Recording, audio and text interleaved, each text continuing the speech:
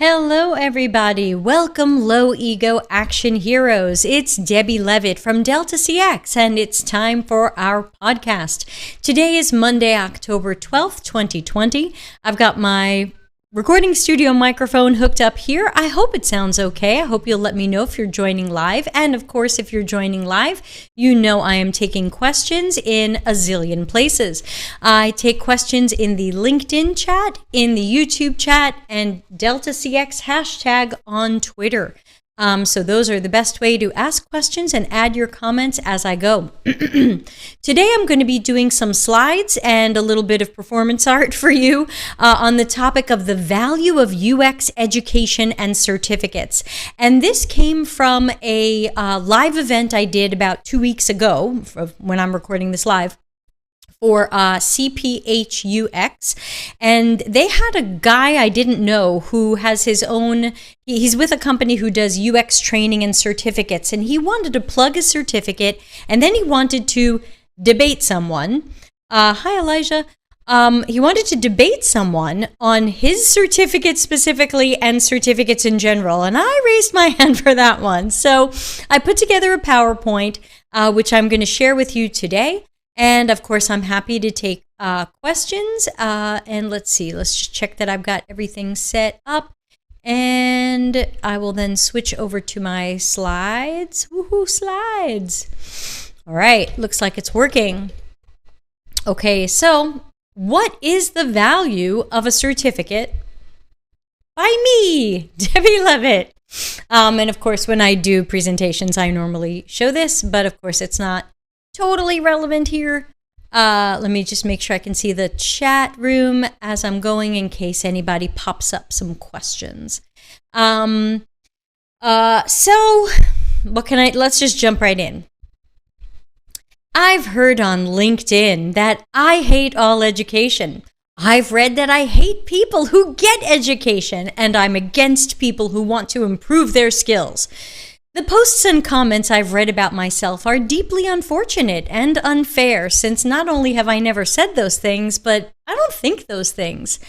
Some people twist my words, and some people jump to incorrect conclusions.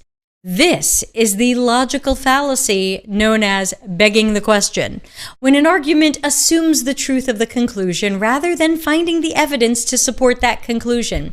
And sadly, it's scapegoating. If you want to blame someone for the potential perception that bootcamp certificates are of low value, blame the bootcamps. They devalued themselves. They mostly have the wrong people teaching the wrong things the wrong ways, and many hiring managers have figured this out. I'm just the messenger. Please stop shooting at me. No matter what you read on LinkedIn about me, remember that I am for you. I am for your education, I'm for your upskilling, your growth, and any adventure you want to go on that is legal and safe. Okay, with that out of the way, let's put on our critical thinking hats. I've got mine, where's yours?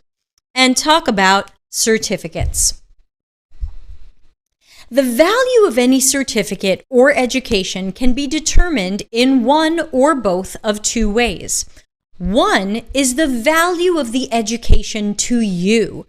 I have a certificate, and you're looking at it, in the theory and practice of audio recording. It has value to me, no matter what you think of it. If learning something has value to you, then it can be a great choice for you. Second, the other measure of the value is the value of what others think of, The other measure of value is what others think of that education. Are you more likely to get a job with a particular certificate? For some certificates, this can be true. Some jobs might want to see Certified Scrum Master. CX and UX are different because right now, hiring managers and the profession in general run hot and cold on certificates and even university degrees. Plus, I'm more likely to judge your abilities by looking at your work rather than checking if you got a certificate or completing a course. You might be proud that you got a certificate as a design thinking practitioner. I find design thinking to be total garbage that is destroying our profession. See my YouTube video on that, episode 50. So if you're trying to work for me, certificates in design thinking or design sprints are neutral or even negative for me, which means that some certificates might be awesome, some certificates might be ignored, and some could even work against you. There are hiring managers who won't interview you if they see certain UX boot camps on your resume, CV, or LinkedIn. That may be unfair prejudice, but it's happening. A certificate doesn't mean you can do a job, or even that you learned material well. A lack of certificate doesn't mean you can't do a job. People with certificates are having trouble finding jobs, which doesn't mean certificates necessarily open doors to jobs, which means you need to research carefully what any training will teach, how it teaches it, who teaches it, and make sure it has real value. This is my phases of proficiency model. The 3 phases are building blocks, science and technique, and strategy. Building blocks are our what. Building blocks can be easy to learn and feel easy to do. You used Adobe XD. You learned how to drop information into a customer journey map template. You interviewed customers and asked them questions. You put sticky notes on a wall for an affinity diagram. Building blocks are what make everybody think they're a UX designer. Hey, I sketched some screens. I must be a UX designer. You're not, because you're at the building blocks phase of proficiency. You did a thing, but you might not have done that thing correctly or well. The science and technique phase is the how, or how well of what we're doing. It moves past the mechanical act of performing a task and looks at the quality, depth, style, and approach to the work done. This is where we start demonstrating skill and ability. Science and critical thinking turn a task into a technique. We move past guessing, assuming, and dropping things we made up into templates. For example, interviewing customers is a building block, but did you ask good questions or crappy flawed questions? Now we're getting into technique. You did interaction design, a building block, but did you create a completely accessible experience? Did you base the architecture on what we learned from extensive qualitative data? Or were you guessing? Or did you just sketch the screen that you liked? You ran a card sort, a building block, but did you interpret it correctly? You learned Gestalt principles, a building block, but how are you applying them? Here is where a potential employer expects you to be. Whether you are junior or a manager, you should be able to show processes and work that are in the science and technique phase. Taking a strategic approach to CX work and knowing which building blocks to use when tends to come with time and experience. Like, when do I do a card sort? When would I do interviews versus observational studies versus a survey? Time estimation is in here too. How long would these things take and which tasks do I have the time to do? These are part of your strategic approach to your CX project. And this is normally not expected from entry-level practitioners as it takes years of experience to develop these skills. When you're assessing a course or any education, review it carefully. Will it only teach you building blocks? You can easily Google how to make up fake details about a customer and drop it into a persona template.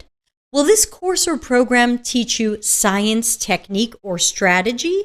Research the course or training carefully to make sure you're leveling up to the phase of proficiency you need to do great work and get that job. And of course, there's more on this model over in episode 56, my Phases of Proficiency podcast. So I suggest to people that they reverse engineer the job descriptions that sound great to them. Don't bother with the jobs that sound awful or like they want to overwork a unicorn. Find the jobs that speak to your heart and make note of what education and skills they hope you have. Then work on those skills. On LinkedIn Worldwide, I found 52 job search results for UX certificate. I got nearly 6,000 job results for UX degree. I also got thousands of results for UX masters, though I know people who did a master's and only learned building blocks, so that's broken. This doesn't mean you won't get a job in CX or UX without a relevant degree. I have a degree in music. But if you're comparing how to spend your time and money, you can see that relatively few jobs are interested in a certificate. Fun side note, I hate OmniGraffle, and I didn't think anybody used it anymore. But there are more jobs on LinkedIn hoping you know how to use OmniGraffle than there are that mention they will accept a UX certificate as a demonstration of education. Nielsen Norman group events are well loved, but you get certified through multiple choice tests. Nobody checks your work. I sent my boyfriend for NNG training, I guess it was about a year and a half ago. When it was time for attendees to test their paper prototypes on each other, a guy handed my boyfriend a paper prototype and started explaining the interface to him. My boyfriend was like, "Well, I'd click here." The guy interrupted him. No, that's not how it works. You wouldn't click there, you would click here. The guy kept wanting to give my boyfriend instructions on what to do rather than watching him and treating this as a test of a task. Did that guy pass the multiple choice test and get his certificate? Probably. Should he be a certified UX something?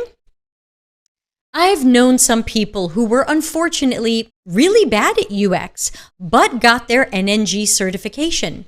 The NNG training has value and people love it, but with nobody deeply checking how you are planning or executing any CX or UX tasks, we can't hire someone just because they got a certificate or even a degree. We need to see their portfolio and or interview them to know their phase of proficiency or their skills and abilities. Meanwhile, Nielsen and Norman, the two-letter N's from NNG, have both spoken out in the year 2020 about the poor state of UX education. In March 2020, Don Norman released the start of an academic paper going into detail on how UX education is broken at every level. NNG has a September 2020 video on YouTube called UX Must Revolutionize Education. That's the screenshot of Mr. Nielsen there. Employers are not moving towards more respect for certificates. This is something someone says when they have a certificate to sell you. Put your critical thinking hat on. Most employers know that UX has become a certificate factory. Most are ignoring whatever education or certificates you got, and they're assessing candidates by their portfolios. Juniors tell me they're being turned down for jobs because they aren't ready or they don't have enough experience. That's very different from, "We really prefer people with this certificate." Show proficiency, experience, and skill, and you might get that interview, no matter what certificates you have or don't have. Certificates are all the rage right now, but they only exist because our profession is still so unformalized. When someone ever formalizes CX or UX, as Don Norman plans to do, and says you must have this much education in these topics from this type of institution, UX certificates will be more like they are in industries like product management or HR. Certificates are nice add-ons, or they represent continued education hours. So when I did this talk live, and let me just check a couple of screens here and see if anybody is asking any questions, because I'm not seeing them, so I'm worried that they're not coming through. When I did this talk live, the other person who wanted me to debate him was from UXQB. And I don't know what UXQB is. It's not like I have anything against this person personally, but since I was being brought in to debate this person, I did a little research on their certificates so that I could speak to them. So let me now shift into a couple of slides I have specifically about their certificate. Let's talk specifically about UXQB because this event was created when the UXQB guy was looking for someone to semi-debate after he plugged his certificate, which he did.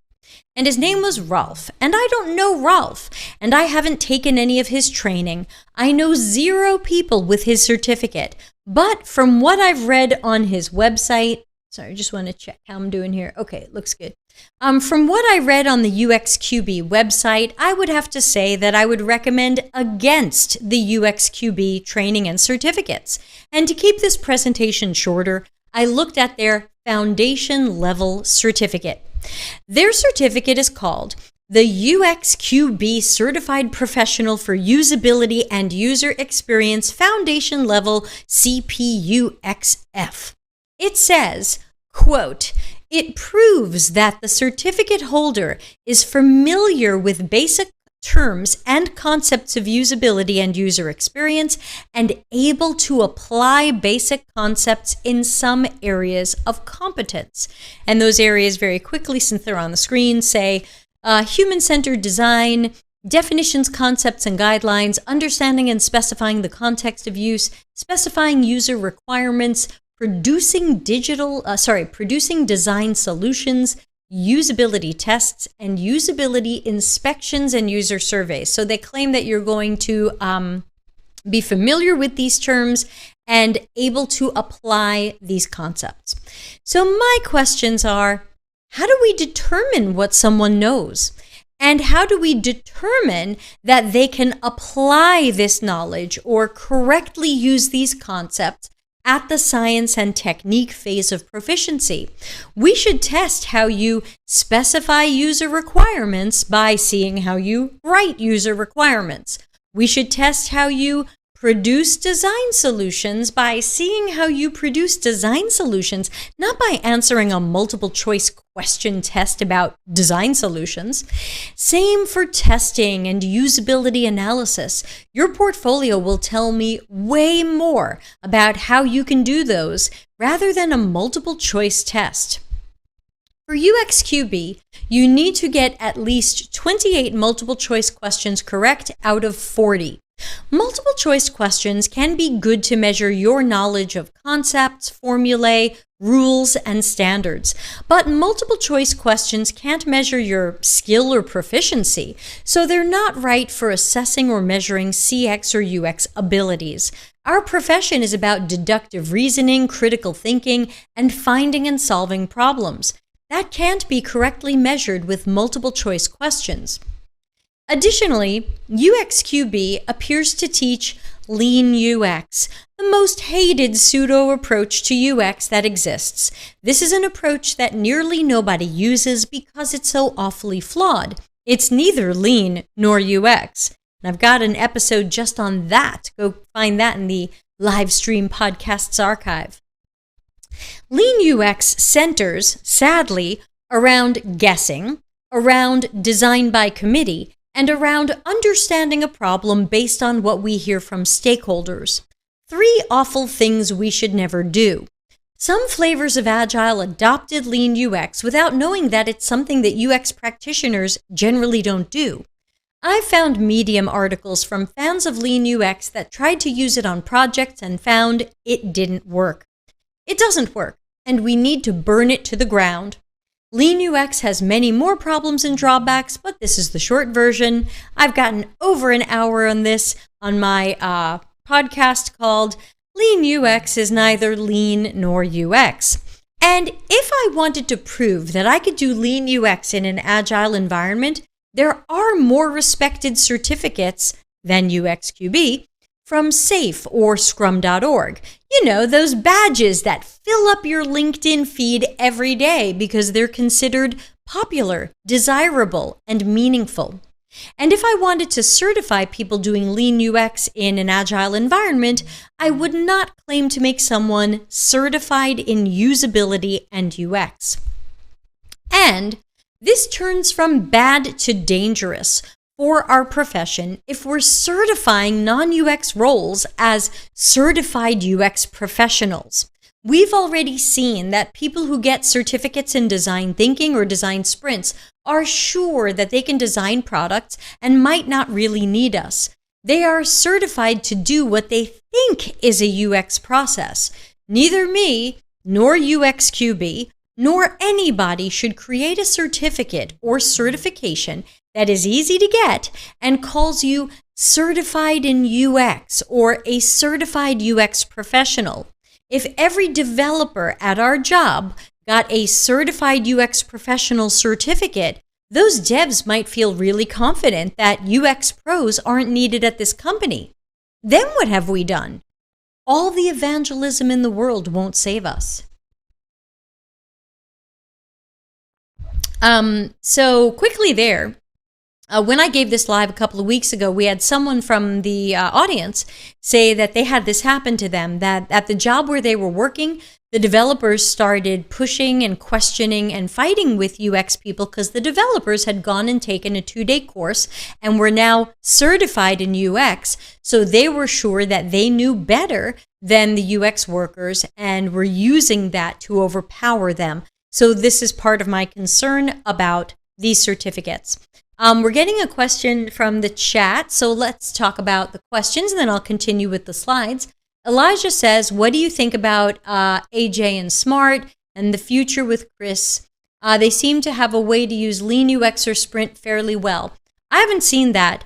I'm not impressed with either of those. If you have something you want me to see, Elijah, send me a link. But I'm not familiar with anybody doing Lean UX well. I think that if you wanted to do Lean UX well, you would have to modify it so heavily that it was no longer Lean UX. I mean, we have to ask ourselves, at what point does AJ and Smart or somebody else modify something to where it's no longer that thing?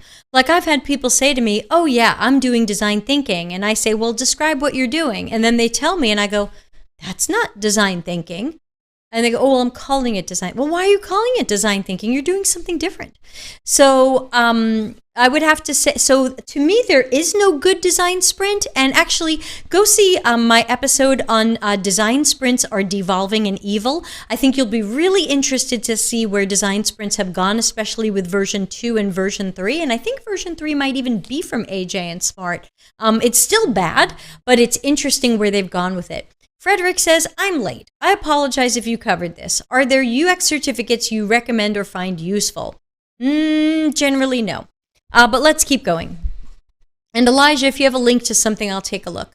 So here, since this, again, this was a slide deck that I did in response to some guy from UXQB who was promoting their training and certificate, and I was kind of responding to that. So this was one of these sample questions from the UXQB multiple choice test that will give you their foundation level certificate. And the question says, quote, the figure below shows the relationship between human-centered design activities according to ISO 9241-210. Which two errors does this drawing contain? End quote. So in addition to the totally evil Lean UX, the UXQB curriculum appears to revolve heavily around ISO 9241's standard number 210. I've never been asked at a job if I know about this or use this. If I don't need it for my day-to-day job in the last 25 years, is this the right material to learn or be tested on? I did a LinkedIn search worldwide for ISO 9241 within jobs. Looks like 23 jobs on LinkedIn measure ISO 9241. I also looked up ISO 9241. It appears to have 91 separate standards. UXQB is only focused on standard number 210. So for those 23 jobs, would knowing standard 210 be enough? Or would you need to show that you know all 91 standards? I also Googled ISO 9241 training, and I got close to nothing. The one that I found said, after you take this course, you are a certified usability engineer. What job does that qualify you to do? That doesn't even appear to be a thing. Should ISO 9241 be a thing? I can't say. I can only say that it does not appear to be a thing. And this is the kind of research you can be doing on these certificates and training. Dig, dig, dig. And finally, for this slide, from a test question perspective, does this test that I know how to put this model into practice? It just seems to test if I remember how this model is drawn. That doesn't seem right for a certificate that claimed to certify your ability to apply concepts.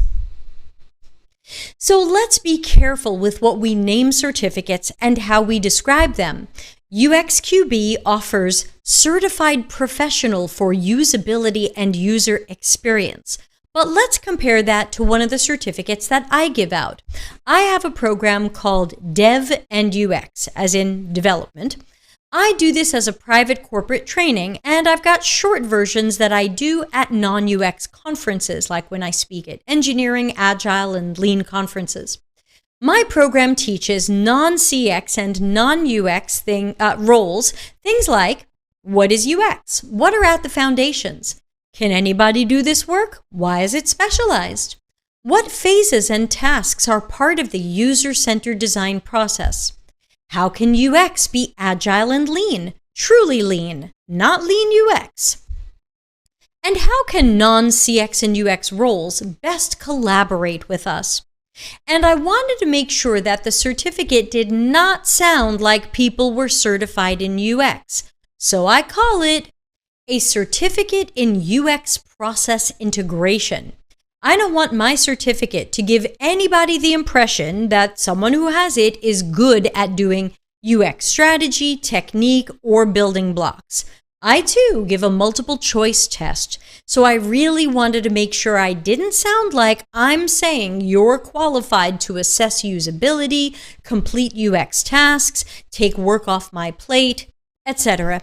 So even if UXQB wanted to keep some of the same content for their certificate and appeal to the people who wanted some sort of ISO 9241 training, I would challenge UXQB to consider if their certificate has the right name.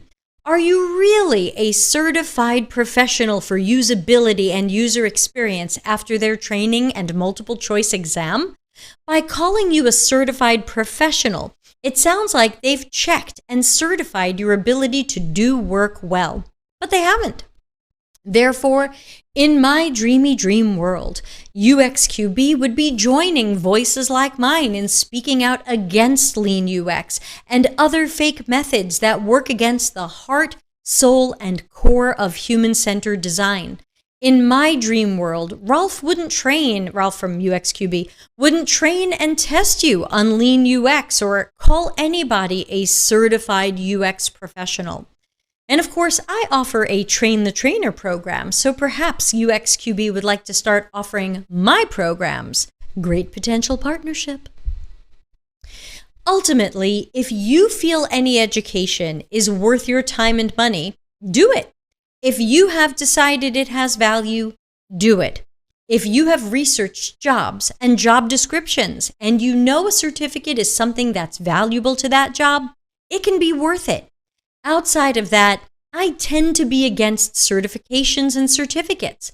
Put on your critical thinking hat and decide carefully what is worth your time and money. I hope we will all be low-ego action heroes who will continue speaking up against anything that hurts understanding, respect, or autonomy for the CX and UX profession. We have to work together to undo this constructively and in sneaky ways because evangelism rarely works and often backfires. If someone has a book, a conference talk, training, or a certificate that runs the risk that we teach everybody that now they can do CX or do UX after getting this certificate, speak up against them. Which would mean you're now going to speak up against design thinking certificates. I hope you will. And scene. All right, so we've got a question from Dr. Giles, or a comment. The only way you can say someone can be qualified after doing a course, it is when it is done over a long time, like 6 months plus, But even then, you must ensure there is some sort of proper assessment of practical skills. That doesn't happen with a multiple choice test. Thank you, Dr. Giles. I certainly agree. And that echoes a lot of what I said during this presentation as well. That is it for that presentation. It was originally meant to be about 20 minutes. We're 30 minutes into the program, so I'm happy to take any questions, comments, disagreements. What do you think about certificates? How do you choose which certificates that you might want to take? And what do you think? Frederick says, NNG are quite recognized in our field. Are you familiar with their programs?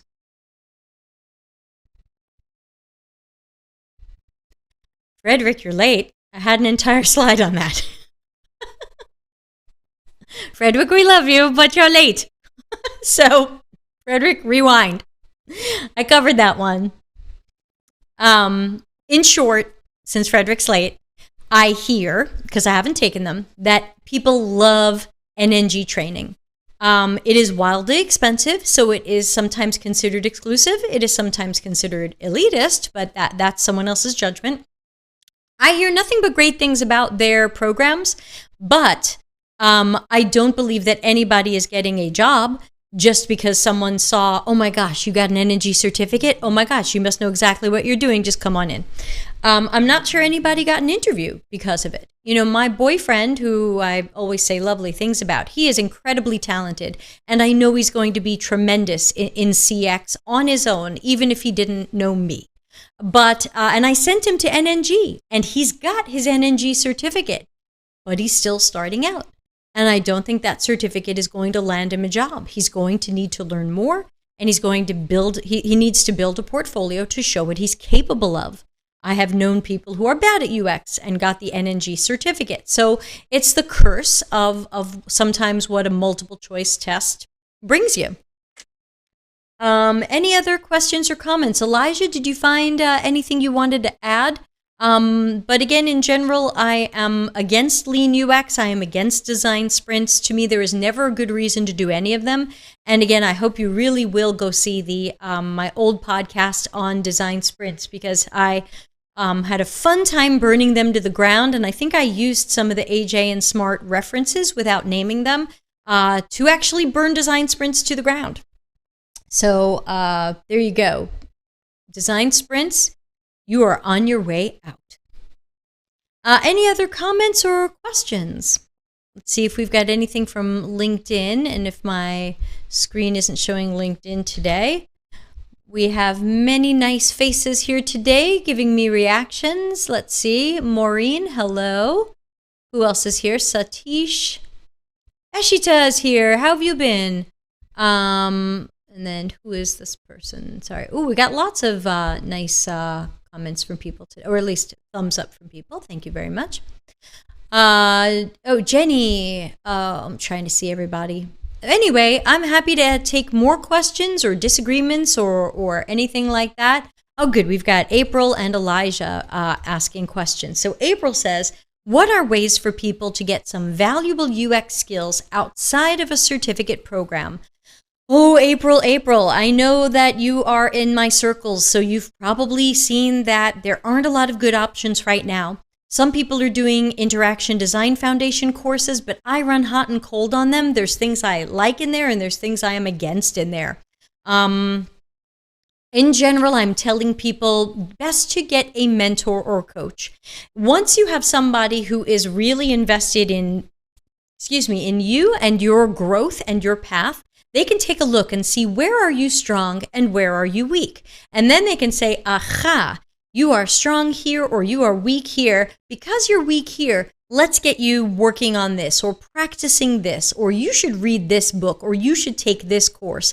You know, UX is so huge. It's like engineering. There's a zillion jobs and all kinds of talents and skills. So it's hard for me to say, here's the place to go to learn the things. There's so many things. And what do you want to specialize in? Elijah says, AJ and Smart has a ton of videos, but I don't know which to share.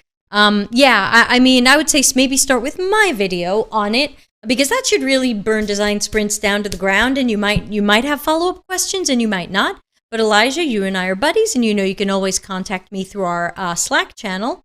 So just a reminder, we do have a free Slack channel. It is free to join our community. There is no subscription fee or membership. Just join the Slack channel. Of course, please subscribe to the Delta CX YouTube channel. We just went over 1,000 subscribers, so I'm really grateful to all of you for your interest in the content that I provide and the wonderful people I interview provide. And of course, empathize with the like button over on YouTube. Give it a like. Let the YouTube algorithm know this was good stuff and that they should show it to more people. Let's see. We have a couple of other questions here before Elijah's follow-up question. It says LinkedIn user. It's not giving me the name. Who is it? I'm sorry, I might not pronounce your name correctly. Jean Tanjali? I'm sorry, I don't know how to pronounce your name. Please forgive me. I'm so bad with names. I say that every time. You are asking, many universities have also started online UX courses like University of Minnesota and Cornell. Do you think these courses are genuinely beneficial? I would go back to my earlier slide, and I would say that this is something that you have to judge. And at the beginning of my presentation, on like my second slide, I gave people 2 ways to determine if any training or certificate is worth it. So just to recap, number 1, if it has value to you. For example, I have a certificate in sound engineering. You don't care, but it's been great for me. I did a year of voice acting school. I'm glad I did, but it doesn't mean anything to you. So if it has value to me, I can do it, I should do it. I asked myself before doing voice acting school, what if I never got any voice acting work? Do I still want to spend thousands of dollars and go to this school? And I decided, yes, I'm going to do this. And I've gotten I think I've made 78 cents on voice acting so far. So, ask yourself, would this knowledge and information benefit me? Is it information I don't have, knowledge I don't have? Can I learn new things? Can I level up into science and technique? And then the other way that I said you can measure it is, does this certificate or degree have value to someone else who might be judging you, like a hiring manager or a job? If they're looking for this degree or certificate and it has value to them and they respect it, then no matter what you think of it, it can be worth getting. We've all done that. Elijah says, okay, I think this is the Elijah question. Let's put it up on the screen. Here's a question I've had recently. How do you figure out your design process? There's always interview questions about this, and it's a major part of the actual job. That is a good question, but I feel like it's not totally relevant here. We should cover that, but I don't know if that's relevant here. So let me come back to that, just to make sure I get people's questions answered on this particular topic. Eshita says, I'm wondering now what exactly we need to put in portfolios and LinkedIn description. Yeah, so check out episode 54 on portfolio do's and don'ts. And ultimately, portfolios need to tell the story that you can do this work. So portfolios are part storytelling and part process, science, technique, approach. And they complement each other. Bad storytelling about a good process falls flat. Wonderful storytelling about a terrible process falls flat. So the portfolio has to show me you can do this at whatever level you're at. You can do it at a junior level. You can do it at a mid-level, senior, lead, manager, whatever it is.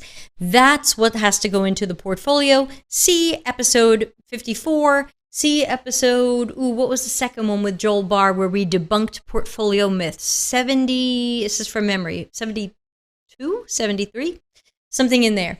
April says, it would be great if there were free UX mentorship programs. Yes, it's hard because everybody wants free UX mentors. Nobody wants to pay for UX coaching. I do have some people I mentor for free, and I do have some people who I coach who pay me. So it would be great if there were more free mentors, but unfortunately, it's so hard to balance a lot of mentoring and doing it right. I don't want to talk to you once a month. I want to talk to the people I mentor at least once a week. I think at least one person in the chat room today can tell you I feel like some people I mentor don't book enough time with me. So I agree, April. But again, even I can't afford to mentor everybody for free. So I get it. Satish says, many organizations keep UX skills on paper in terms of roles and responsibilities, but in real time, UX process that is not following. Where is value for certifications? Satish, I'm not sure certifications have value in UX right now. They certainly don't replace university degrees. And they don't seem to be impressing too many jobs or bosses. So that's why I'm generally against them. Not because I'm against people getting training or education or upskilling or improving themselves, but just because I'm not sure that the certifications themselves end up having value. I'm not sure you're learning things you couldn't have Googled, and I'm not sure that your work is going to be impressed by these certificates. Frederick says, consultancy firms, in my country at least, tend to like certifications for their employees. I think it kind of leaks over from developers where certifications make more sense. And Frederick, I said that earlier, if you know that jobs in your region, country, area, whatever, tend to love certain certificates, then you probably want to get them no matter what. I have a buddy who has been a guest on the show, I won't say who, and he told me behind the scenes he went and got certified in design thinking because even though he doesn't really like it and he doesn't really believe in it, and he's a little bit in my camp, in the anti-design thinking camp, he found so many jobs he was applying for wanted to see a design thinking certificate. So he went and got it. So that's an example of where it might have value to a job, but doesn't have value to you, but you do it anyway. Thank you so much for answering my question. Your advice is very useful and the way to go because at the end of the day, the course certificate may not get me the job, but at least it helps me build skills.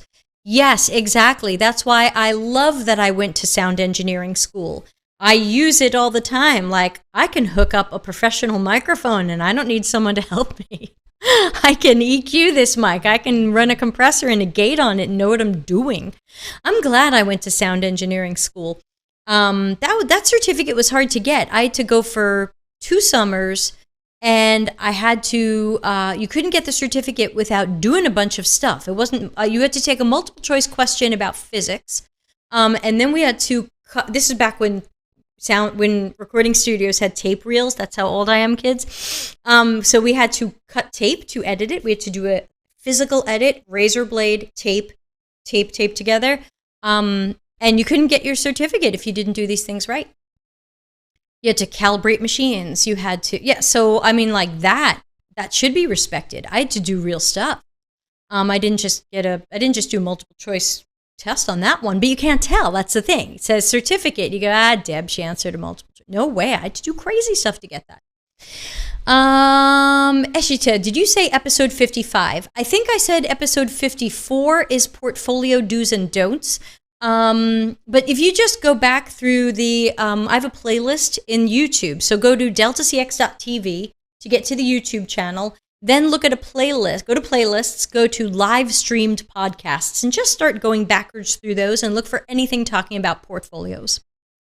April says, bingo, not learning something that can be Googled. Yeah, seriously, can y'all stop spending a lot of money learning something that could be Googled, especially if nobody cares about the certificate in the end? Save your money. Satish says, thank you. And I say, thank you, Satish. Frederick says, yeah, I can relate to that one. Daniel, you're new to me. Hi, Daniel. Yeah, it is. I did sound engineering back in 2008. Yay! Yes, Daniel, thank you. Mine says the theory and practice of audio recording. I got my sound engineering certificate in 1993. And because they taught me so well, my knowledge is still relevant today. Now, of course, I had to learn some digital stuff along the way, but it wasn't so hard because I had a good education in theory and technique and science. And that really helped. Frederick says the design sprint example. Yeah. So check again, please, everybody, go check out episode. Who can tell me what episode my design sprints one is? Let me go to my own YouTube channel and tell you. Sprint. Luckily, my YouTube behind the scenes, my YouTube channel is searchable. Episode 48. Episode 48. Design sprints are devolving and evil. I recommend that one quite highly, as I am thoroughly setting design sprints on fire. What else was I going to recommend? Just in case you all don't know, if you go to the YouTube channel, I have things organized by playlists. So go into the YouTube channel, deltacx.tv, go to playlists. You're going to see playlists like live streamed podcast episodes. That's all of these with a number. You see a number up here? It's in there. Office hours and Ask Me Anything, those are all archived there. The Concentric Conference, which we did in January, we had a whole bunch of speakers live. Bugs, come on, it's winter. I've got a playlist called Learning UX and Career Transition. This podcast will also end up in there. So that's everything about portfolios, traits you need to work in UX. So if you want to know more about portfolios and learning UX, find the playlist that says Learning UX and Career Transition. I've got a playlist called Models, Methods, and Aspirologies. That's where you're going to find Design Sprints suck, Design Thinking sucks, Lean UX sucks, couple of other things. Collaboration versus Design by Committee versus Decentralization. That's one title. I've got a playlist called Psychology, Emotional Intelligence, and Dealing with, I forgot the rest of this, it's cut off. And then I've got a new playlist called Perspectives. And Perspectives are all videos that are roughly 5 minutes or shorter. And they're just short answers and ideas on things for people who don't want to watch the longer ones. But remember, even with the longer ones, you can run them on 2x. I try to speak very deliberately, and I hear that I'm clear even at 2x. So please enjoy me sped up. Elijah says, this may be a bit highbrow, but what do you think can be done to fix UX education in the job market so certificates are unnecessary or truly meaningful? Elijah, I believe in apprenticeships. I think that's going to be the future of UX education. I think there's a lot you can learn in a classroom format and from books or videos or people. But then there's just a time where people are going to have to do the things, but in a controlled environment with a coach who is pretty much watching your every move, making sure you don't get into bad habits, and is going to steer you in the right direction, fill in the blanks, and help you level up. So, of course, I'm secretly running an experiment with apprentices, and I hope to have more to say about that in Q1, but it's had a pretty good start, I think I could say. And I think that's going to be where it is, because this is just the type of thing you have to learn by doing. And I also think that if people start doing it, and if they were really doing UX work, we would quickly know who had the talent and the potential for it, and who it's not right for, and who's unlikely to succeed in the career. And then we can help everybody find their right path. Elijah said, I think you started talking about it in another episode. Okay. Kate C. Hello, Kate C. You might be new to me. It seems that most Fangs practically require a PhD in relevant social science for UX research role. First of all, I don't know Fangs. Tell me what that stands for. I'm not going to Google it while I'm doing this. Yes, I have noticed that some UX research managers like to see that people got a master's degree or higher so that they can show that they learned proper research methods as well as traditional statistical analysis. Not Google Analytics, real statistical analysis. So I have found that some, but not all, managers like to see their UX researchers with master's or higher. Might not require a PhD. Maybe you were being a little exaggerating there, but yes, I have known managers who will only, I've known a few managers who will only hire UX researchers with masters in something relevant like HCI, UX research, psychology, things like that. Let's see. Maggie is here. Maggie says Fang is an acronym referring to the stocks of the 5 most popular. Oh, God. There you go. Facebook, Amazon, Apple, Netflix, and Alphabet, or Google. That makes sense. Thank you, Maggie. Maggie to the rescue. Low ego action hero. Thank you. I didn't know. Yeah, I wouldn't be surprised if they required a master's. I don't know if the PhD is required. I'm not trying to work at Fangs. That's kind of not on my list. And I'm not sure anybody else should necessarily work there. So, thank you. Everybody seems to know Fang except me. See, that's what happens. See, Fangs, I never wanted to work at Fangs, and so I didn't know the term. I want to work where I'm going to be really understood and appreciated. And I don't know if that'll be at a Fang. Is that rain again? Holy cats. Okay, I hope I stay on the line, everybody. We've got another storm passing over. Elijah says, I love that. Apprenticeships have been the best way to learn and grow for centuries, if not millennia. We need more of that. Elijah, I agree. And I really hope to have good news about the apprenticeship I'm experimenting with. I hope it'll be a model that other businesses can follow. But, it's a little too early for me to say too much about it publicly. Hey, Krishna is here over in LinkedIn. Krishna says, hi, Debbie. Thanks for the session. My question, how do we figure out the best certification courses related to building up skills required to have more insights on UX research and extraction of data from interviews for personas, journey maps, etc.? Well, if you are a fan of the show, and I know you're a new fan, Krishna, I recommend curiositytank.com. Let me type that on the screen. I don't make any money from saying that. curiositytank.com. Let me put that up on the screen. That's Michelle Ronson. She's been a guest a number of times, and she's going to be back again soon, I think next Monday. And she runs a bunch of courses on different aspects of UX research. Now, admittedly, her courses are not cheap, but they are good. You're going to have to decide if you want cheap or good, and I suggest you spend for good. So I like Michelle's Curiosity Tank courses. That's what I'm recommending right now. Thank you, Krishna.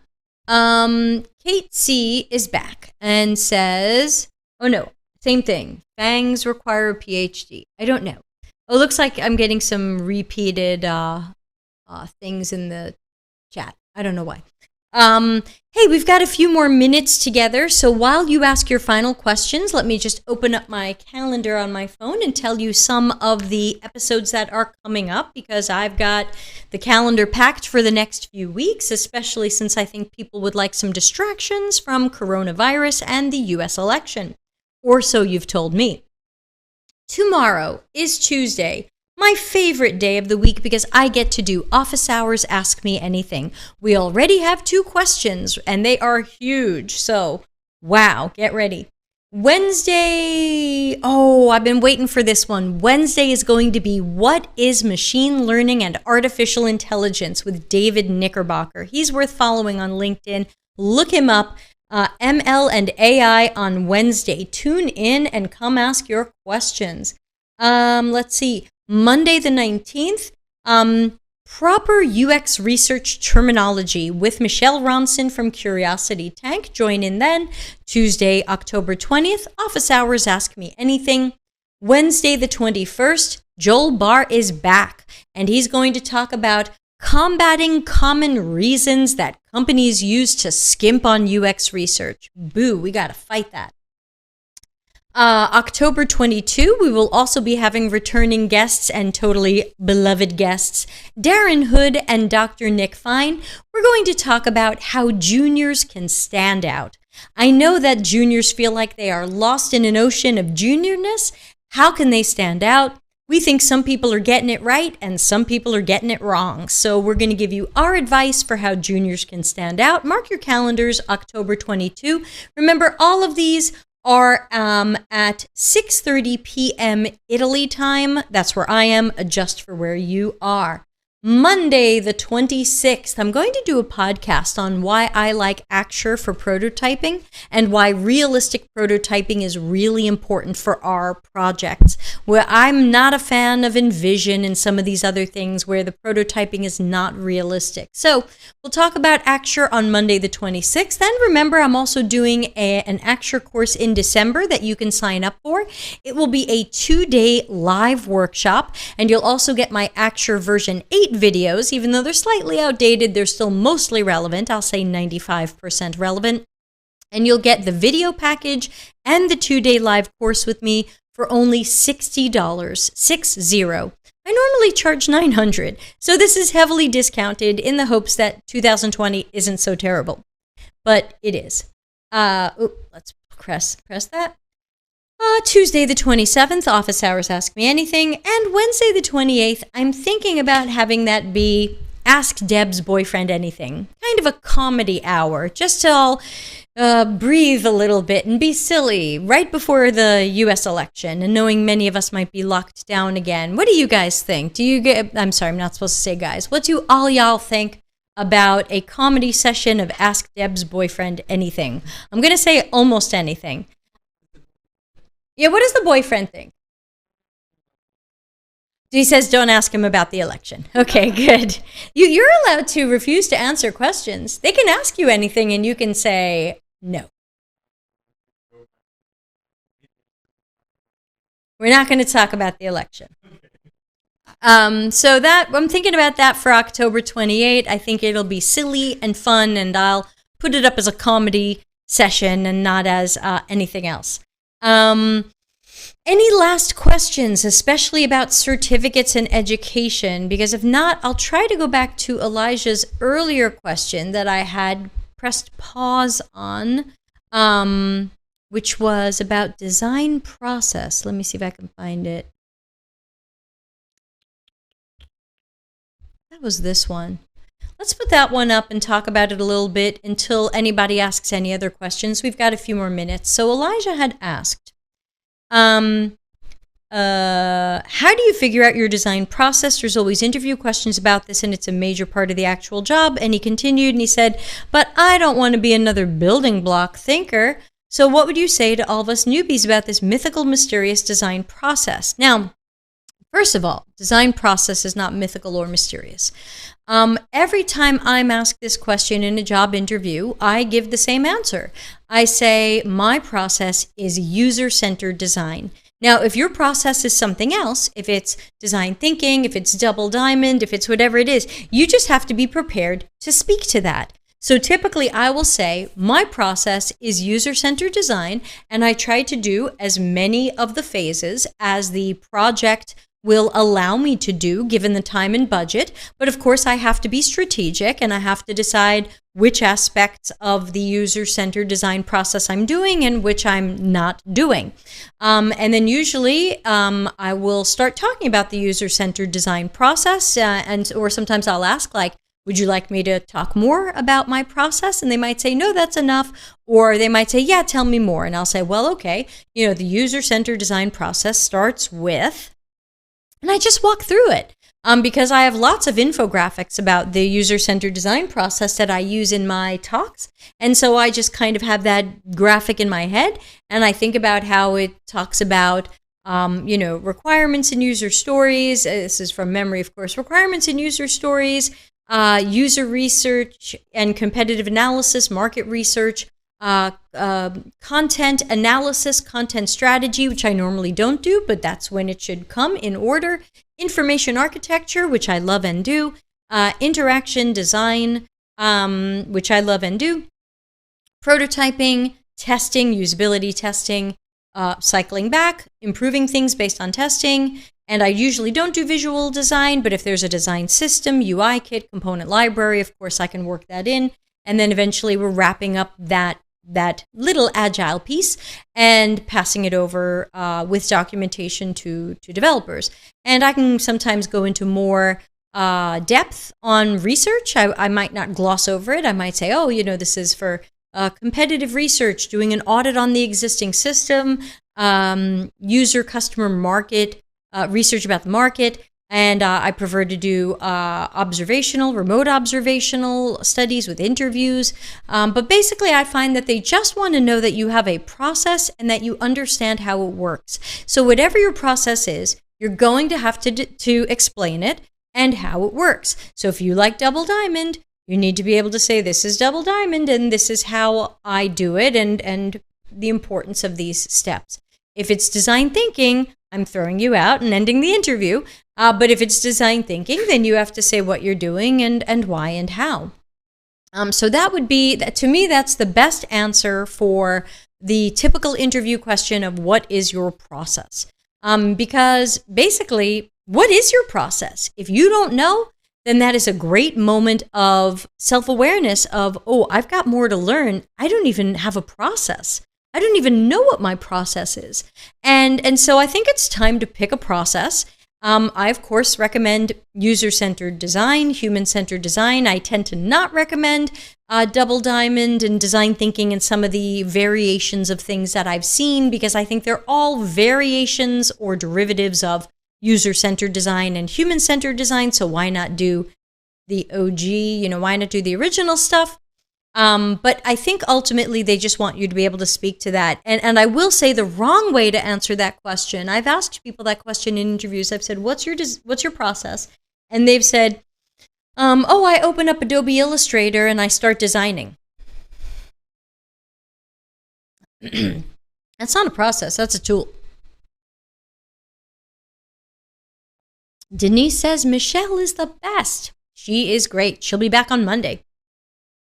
So to me, a process doesn't necessarily mention tools. I might mention in passing, like, when I get to interaction design, I prefer to do medium fidelity prototyping in Axure. Axure is my strength. I'm a recommended Axure trainer. If people have a UI kit, design system component library, I'll build it in. But it's not so much about the tool. So that is not. So your process is not, I open up Illustrator and I start designing. Then I throw you out. So we are just over time. We should wrap it up, especially since some questions are getting a little bit outside of the originally intended universe of the topic. But if you have more questions, please do join tomorrow for Office Hours Ask Me Anything. And of course, you can always join our Slack channel. That's left hand. Slack channel. It's totally free. It's not the most active place. It's still a little bit quiet, but we do have over 300 people, and I am there, and I answer questions when I am awake. So if you do have questions, you can always find me there. You can also find me Tuesdays, Office Hours Ask Me Anything, where I take anything questions. And nobody reacted to the Ask Boyfriend Anything, so maybe they don't want to meet you, honey.